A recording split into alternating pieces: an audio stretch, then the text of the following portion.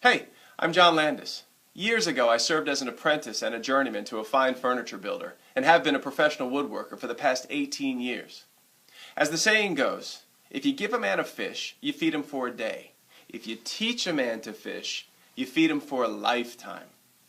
In my series of instructional videos, I'll teach you not only the techniques of woodworking, but why and when we use those techniques, making you, essentially, my apprentice. So let's get started.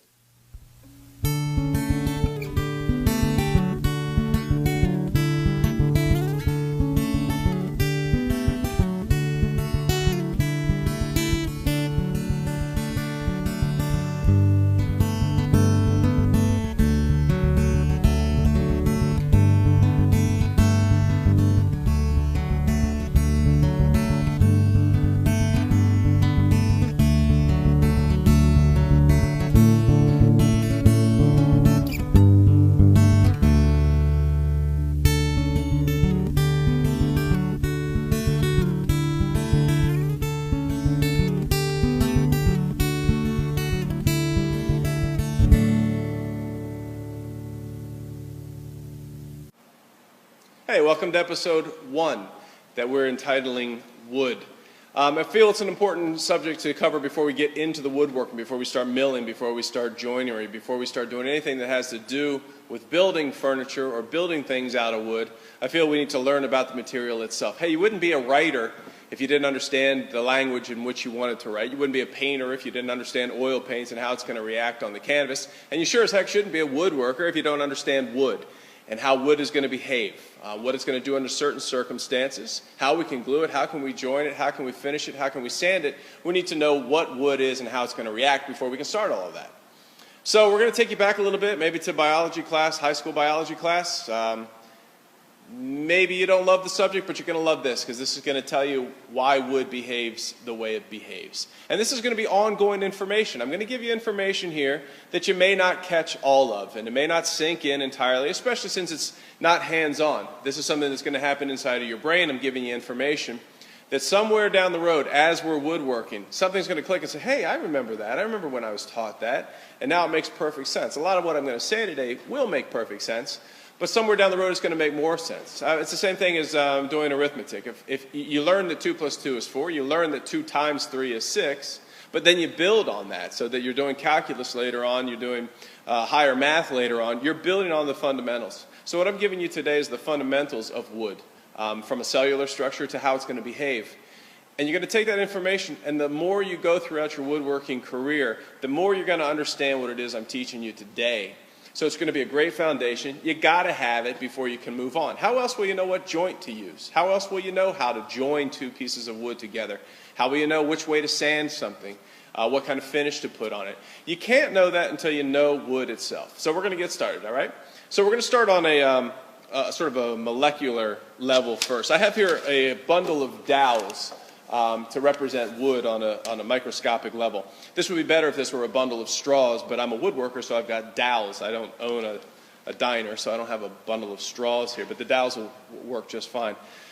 So if you picture a piece of wood on a microscopic level, this is what you've got here. These straws, on a scientific level, and you won't be quizzed later, so don't worry about remembering this, they're called lumens. And a whole bunch of these bundled together, these are all microfibrils. And this space, there are spaces between, there are cell walls around the straw, but this is the microscopic level of what wood looks like. Now the most important thing that you need to realize about wood is that no, it's not the romantic living, breathing thing. Once you cut down a tree, it's dead and the wood you're working with is dead. But what it will continue to do throughout its life, as you've turned it into furniture, before you turn it into furniture, it is going to react with the environment around it. It is going to exchange moisture. It's going to take on moisture if put into a more humid situation. It's going to eject moisture if put into a drier situation. And that is the key thing that I want you to learn today.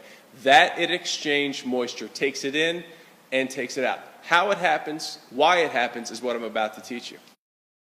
Down, it's at a very, very high moisture content. It may be 100% moisture content. What that really means at 100% is that the amount of moisture in the wood equals in weight the weight of the tree. 150% moisture content would mean that the water in the tree weighs 1.5 times the weight of the wood. and so forth and down. 50% moisture content would mean that it weighs half, and so on and so forth. Once a tree is cut down and the lumber is milled and then sent to a kiln, hopefully, when you get it, by the time you get it as a woodworker, it's been kiln dried. So its moisture content is going to hover somewhere between 6 and 9% as kiln dried lumber, somewhere maybe around 12% as air dried lumber. And the reason this is important to know is because at that stage, at 6 to 8%, 6 to 9%, 12% moisture content, all of the moisture that was in these lumens, inside of these straws, is gone. That water is gone and that moisture is gone, hopefully never to come back again. But the moisture that we're worried about, which is called the bound moisture or the bound water, is that water or moisture that hangs out between these straws, that hangs out in the cell walls of these straws, because it's that moisture that affects the size of the wood. It's that moisture change that will cause the wood to shrink or expand. Now, when a board is at its fiber saturation point, that means, strictly speaking, that the moisture in the wood has completely filled the microfibril space, it has completely filled the cell walls, but there is no moisture inside of the lumens. It's at its saturation point, which means the wood is at its largest size at that point.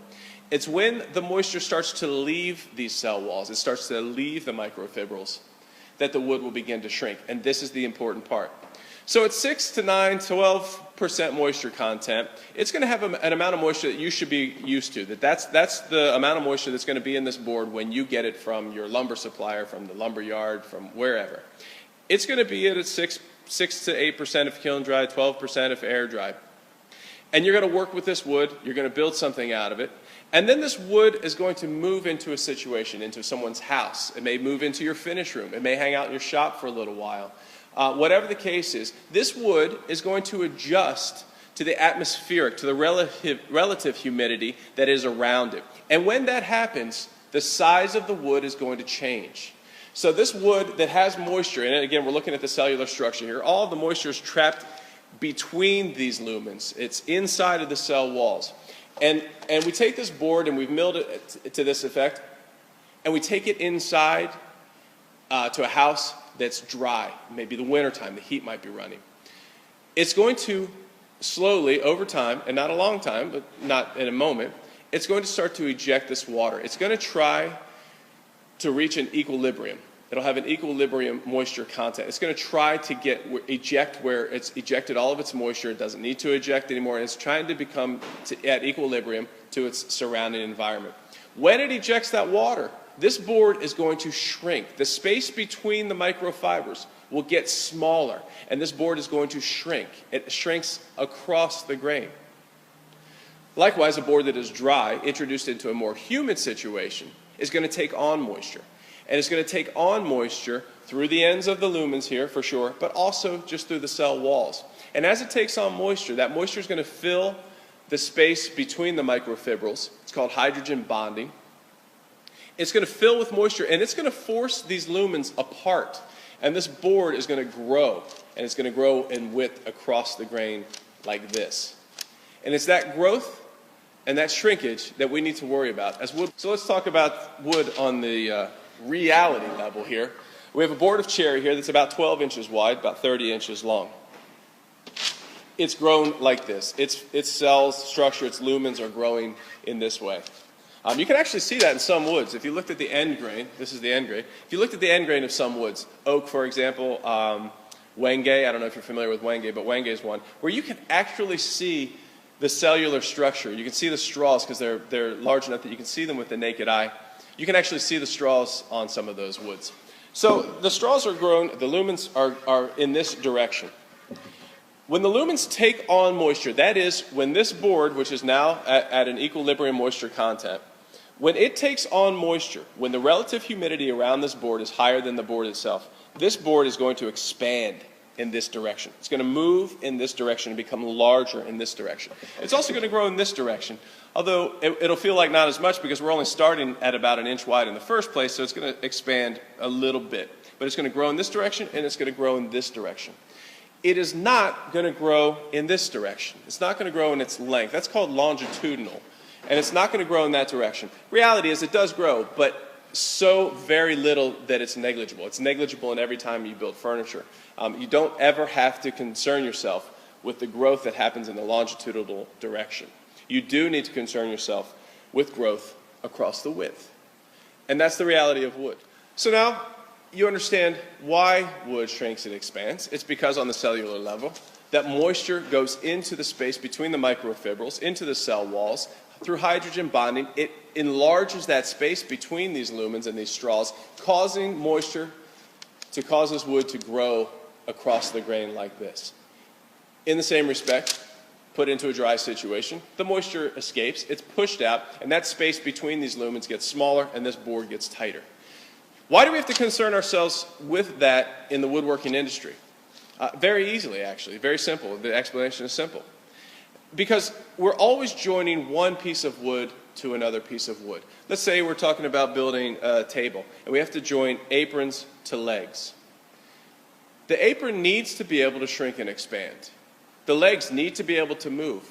And in the most important situation, in a tabletop situation, is a solid wood tabletop that may be 30 inches wide, it may be 44 inches wide, it may be 5 feet wide, whatever width you're making this tabletop. That tabletop is going to shrink and expand. And at that size, at 44 inches, 48 inches, it has a movement, depending on species, of maybe as much as 1/4 of an inch. And if you bind that wood, if you join that wood in such a way that you hinder that wood's ability to move, that wood's ability to shrink and expand, then you're going to cause a problem with the wood. Either it's going to crack or it's going to blow a joint. In the next episode, we'll continue a little bit more about the shrinking and expansion of wood, but we're going to talk about it as it relates to quarter sawn lumber versus flat sawn lumber or plain sawn lumber. And we're going to talk about how it relates to the cellular structure of how we can glue wood together and therefore what kind of joinery we're going to have to use. So thanks for joining me. I hope you learned a little bit about something about wood. Keep it tucked in the back of your brain because this is the kind of stuff that's going to stick later on. We're going to come across a situation where I'm going to refer you back to this and say, hey, remember when I told you that this wood is going to do this? This is what we have to take into consideration. Watch it again. Maybe it'll stick a little better this time, but definitely put it in the back of your pocket, and we'll talk about it again many, many times. Thanks for watching. See you next time.